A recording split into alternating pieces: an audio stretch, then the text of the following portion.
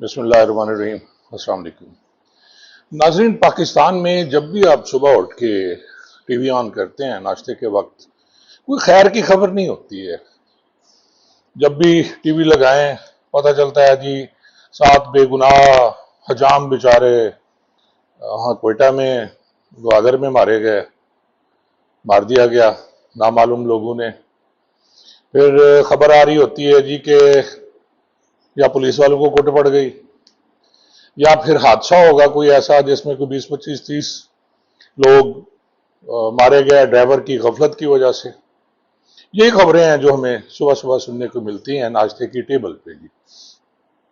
आज की जो खबर थी नाज़रीन वो ये थी कि लाहौर में पुलिस मुकाबला हुआ और एक और जवान ने जाम शहादत नोश कर लिया, और खलील नामी ये कांस्टेबल जो है उसके बारे में टिकर चल रहा था। बड़ा दुख हुआ कि हमेशा की तरह पंजाब पुलिस या पाकिस्तान पुलिस जो है वो शहादतें देती आई है, और बहुत से लोग हमारे, बहुत से जवान शहीद हुए जिनके बारे में मुझे इल्म है। और लेकिन इनकी शहादतें ये कैसे हो जाती हैं, इसमें क्या इनकी ट्रेनिंग का फुकदान है या ये प्रॉपर एसओपीज को फॉलो नहीं करते जिसकी वजह से ये होते हैं।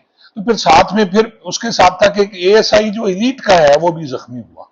अब नाज़रीन, एलीट फोर्स के साथ मैंने बहुत रेड किए हैं, और खास तौर पे जब मैं 1992 में 93 में कोर्ट सब्जल एसएचओ था तो उस वक्त, और उसके बाद उस वक्त तो एलीट नहीं बनी थी, लेकिन 99 में जब मैं दोबारा एसएचओ लगा तो उस वक्त जो आरपीओ साहब होते थे वो एलीट का इजाजत दिया करते थे। अगर आपने कहीं एलीट को साथ लेके रेड पे जाना है तो एलीट फोर्स की बाकायदा इजाजत लेनी पड़ती थी आरपीओ या जो डीएजी होते थे रेंज के उनसे, क्योंकि ये उनके जेरे कमान काम करते थे। कमाल प्रोफेशनल लोग, निशाने इनके पक्के, और इन्हें बड़ी सिस्टम का भी पता था, कम से कम इनका नुकसान होता था। लेकिन बाद में नाजरीन ये हुआ कि इस एलीट फोर्स को इस्तेमाल किया गया, गनमैन बना दिया गया, वीवीआईपी की सिक्योरिटी के लिए यूज किया गया। उनका जो असल टारगेट था एलीट फोर्स का वो खत्म और बर्बाद कर दिया गया। फिर मैं वहीं से शुरू करता हूं जी, ये कैसे हुआ, क्यों हुआ। फौरी तौर पे जाहिर है पुलिस डिपार्टमेंट से ताल्लुक है, और दुख हुआ तो मैंने जब पता किया तो बाद में खबरें जो हैं ये अक्सर चेंज हो गई कि वो जो रेड किया गया था वो कोई इश्तिहारी नहीं थे। पहले तो ये था कि जी इश्तिहारियों पे रेड किया गया, और उससे जनाब एक इश्तिहारी भी मारा गया, और एक पुलिस का जवान शहीद हो गया, और एक जख्मी हो गया। तो बाद में जो खबरें आई नाज़रीन वो बड़ी हौलनाक हैं, बड़ी अजीब खबरें हैं। और उस पर फिर मुजाहिद शेख हैं, हमारे दोस्त, क्राइम रिपोर्टर हैं, बड़े अच्छे क्राइम रिपोर्टर हैं लाहौर के, तो उन्होंने भी दुनिया टीवी पे ये बताया कि जी जो फैसल भट्ट नामी शख्स जिसे इश्तिहारी करार दिया गया वो तो ताजिर है, और ताजरों ने फिर हड़ताल भी कर दी। और ये भी कहा गया कि जब फैसल के बेटे ने ये समझा कि डाकू आ गए हैं, रात को 4 बजे रेड कर रहे हैं, और आपको पता है आजकल इनकी यूनिफॉर्म जो है टी शर्ट है, कुछ भी नहीं लिखा हुआ। पहले एक प्रॉपर यूनिफॉर्म होती थी यार, वो खाकी और ब्लैक यूनिफॉर्म, सर पे कैप होती थी। अब वो कैप भी खत्म हो गई, अब यूनिफॉर्म भी खत्म हो गई। अब पता ही नहीं चलता कि यूनिफॉर्म में डाकू है या कौन है। टी शर्ट पहन के ऐसी खाकी टी शर्ट रात को तो डाकू भी आ सकता है। तो नाज़रीन, इस पे फायरिंग जो की गई, जो खबर थी मुबैना तौर पर वो ये है कि फैसल के बेटे ने या कोई किसी शख्स ने समझा डाकू है, और उस पे जो पुलिस का जवान, उसके पेट में फायर लगा, और उसके बाद जो दूसरा एक एएसआई है एलीट का, उसके गाल पे फायर लगा, वो जख्मी है। अच्छा, अब मैं सुनाता हूं कि जी कि ये इस पे एक हैंड आउट जारी किया आपकी पाकपतन पुलिस ने। डिस्ट्रिक्ट ऑफ जो डीपीओ हैं, डिस्ट्रिक्ट पुलिस ऑफिसर पाकपतन, उन्होंने एक हैंड आउट जारी किया कि इस तरह जनाब एक एफआईआर दर्ज हुई है जी। वो एफआईआर का नंबर है 407/24, और ये थाना सदर आरिफ वाला की है, और जो जुर्म है उसमें वो 395, 397। मैं हैरान हुआ कि यार 397, 395 की एफआईआर जो हो रही है नाजरीन, ये दर्ज हो रही है जी 7/5 को, 7/5/24 को एफआईआर दर्ज हो रही है। 9 की रात को ये रेड के लिए निकले, 10 को सुबह 4 बजे इन्होंने रेड कर दिया। तो ये इश्तिहारी कैसे हो गया? अब ये बात समझ से बाहर। मैंने फिर फौरी तौर पे एफआईआर मंगवाई। तो एफआईआर में आप देखें नाज़रीन कि इतनी नलायकी है یہ اتنی پولیس کی جو ملی بھگت ہے اس پہ شرم آ رہی ہے. اور میں پوری یقین کے ساتھ کہہ سکتا ہوں کہ یہ ایف آئی آر جو بغیر ڈی پی او کی مرضی کے نہیں ہو سکتی جو اس ٹائپ کی ایف آئی آر ہے. اب اس ایف آئی آر کی خامیاں میں آپ کو بتاتا ہوں. اچھا ناظرین، اس میں جو وقوع ہے وہ 9/3/2024 کا ہے اور رات 10:30 کا، اور ایف آئی آر درج ہو رہی ہے 7/5/2024 کو، یعنی پورے 2 مہینے کا، 2 دن کم 2 مہینے سے آپ دیکھیں کہ یہ ایف آئی آر درج ہوئی تھی. اور درج اتنے ہینس جرائم کے. اب جرائم پہ آ جاتے ہیں. جرائم ہے جی 395 اور 397. اب 395 تو اب سب کو پتا ہے کہ جی 5 یا 5 سے زیادہ اشخاص اگر ڈکیتی کی نیت سے کسی کو لوٹتے ہیں تو وہ ڈکیتی ہو جاتی ہے. اب اس میں ایک جرم لگایا گیا ہے 397. اچھا ناظرین، اسی ڈکیتی میں اگر کوئی بندہ مر جائے تو پھر وہ 396 ہو جاتا ہے، پھر 302 نہیں لگتا، لیکن یہاں 302 لگایا جاتا ہے. لیکن انہوں نے 397 لگایا، اور اس میں یہ ہے کہ جو اس میں ایک شخص شدید مضروب ہوا. اب ڈکیتی کے دوران ایک شخص شدید مضروب ہے. ایف آئی آر کا جب میں نے متن پڑھا تو میرا منہ کھلا کا کھلا رہ گیا کہ وہی نلیکی کہ کام آتا نہیں، خود کچھ کر سکتے نہیں، لکھنے والے کوئی اور ہوتے ہیں، کرنے والے کوئی اور ہوتے ہیں. اور اس میں یہ دیکھیں کہ یہ کہانی بنتی ہے اس طرح کہ جی یہ ایک صاحب ہیں رینالہ خلد کے، اور وہ ان کے بھائی جو دبئی میں رہتے ہیں، تو وہ ان کی ملاقات ایک منظور خان صاحب ہیں، پٹھان ہیں، کوئٹہ کے، ان سے کرا دیتے ہیں.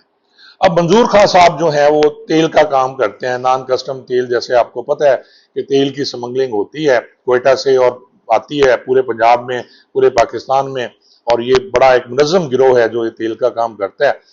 اب تیل کو انہوں نے کر دیا یہ سالمنٹ تیل تھا، حالانکہ یہ سالمنٹ نہیں ہوگا، کچھ اور ہوگا. 54,000 لیٹر تیل کا جی ٹینکر، بڑا آئل ٹینکر جو ہے وہ آتا ہے، اور بقول ان کے کہ جی اس میں میں نے وہ سودا کرا دیا. تو مجھے یہ پھر نالا خود سے لے کے آرے والا چلے گئے. آرے والا ایک پیٹرول پمپ ہے، اس کے پاس بڑی سی بلڈنگ ہے، اس میں ہم بیٹھے ہوئے تھے. وہ تیل آیا، وہ تیل جو ہے دوسرے ٹینکر میں چلا گیا. آپ دیکھیں مزے کی بات کہ جو 54,000 لیٹر کا تیل جو بھی تھا، وہ پیٹرول بھی ہو سکتا ہے، ڈیزل بھی ہو سکتا ہے، انہوں نے تو خیر سالمنٹ بنا دیا پولیس نے مل کے. تو وہ دوسرے ٹینکر میں اسے اونڈیلا گیا. ظاہر ہے وقت لگا ہوگا. اور پھر اس کے بعد ناظرین وہ لے کے چلے گئے جی جبرن. وہاں 15-20 بندے آ گئے، اور اس میں جی وہ راؤ عارف ہے، کوئی ذیشان ہے، کوئی یوسف، یہ سب کا نام لے رہا ہے جی وہ جو مدعی صاحب ہے. اب وہ وہاں سے جانے کے بعد وہ کہتے ہیں جی میں نے، منظور بھی پہنچ گیا بعد میں، وہ جو جس کا ٹینکر تھا.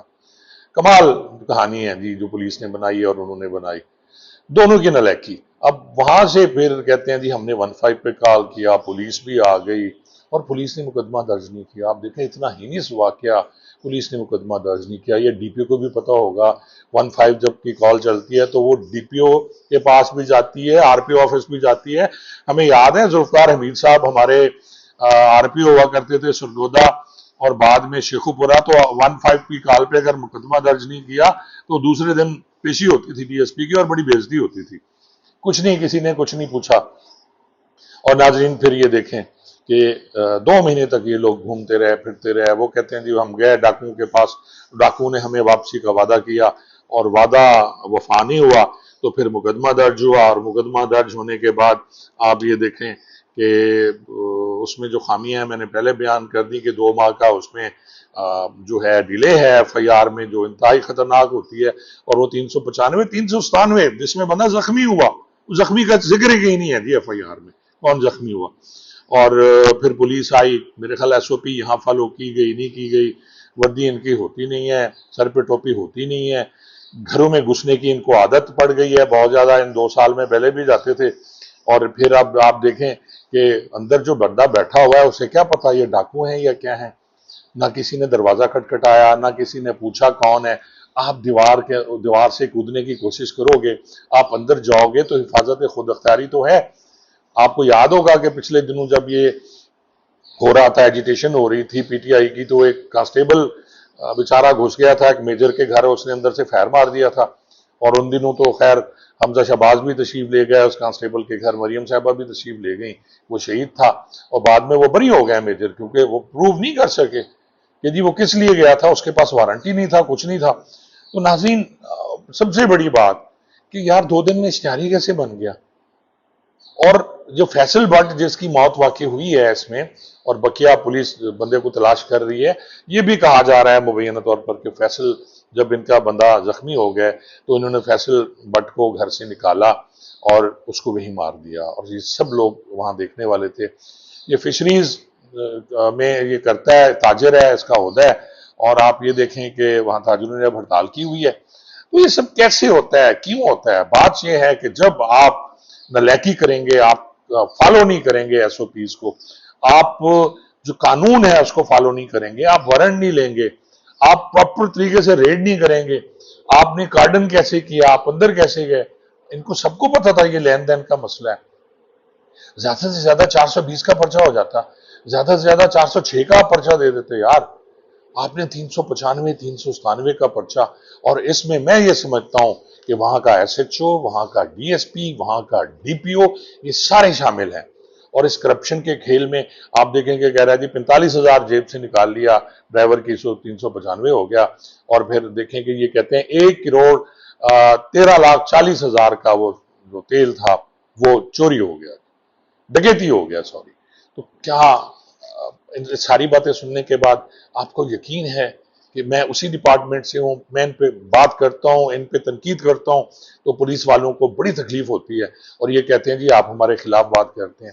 دیکھیں اس غریب کانسٹیبل کا کیا قصور تھا، اس خلیل احمد کانسٹیبل کا کیا قصور تھا، جو اب شاید شہید ڈکلیئر نہیں ہوگا، کیونکہ یہ جس طرح آئے، اللیگل آئے، اور انہوں نے غلط ساری پلاننگ کی، اور اس بیچارے کو تو ملنا ہی کچھ نہیں تھا۔ اگر پیسے ملے ہوں گے تو یہ سارے یا ایس ایچ او نے لیے ہوں گے، یا ڈی ایس پی نے لیے ہوں گے، یا ڈی پی او نے لیے ہوں گے، یا ڈی پی او کو سر توڑ سفارش ہوگی، کسی بہت بڑے آدمی کی سفارش ہوگی، اور جس کی وجہ سے سب کچھ ہوا۔ تو اس لیے کیا کہوں، مجھے سمجھ نہیں آ رہا کہ یہ لوگ کیا کر رہے ہیں، اور کیا ہوگا ہمارا آگے، کیا مستقبل ہے، یہ اب اللہ ہی جانتا ہے۔ بہت بہت شکریہ۔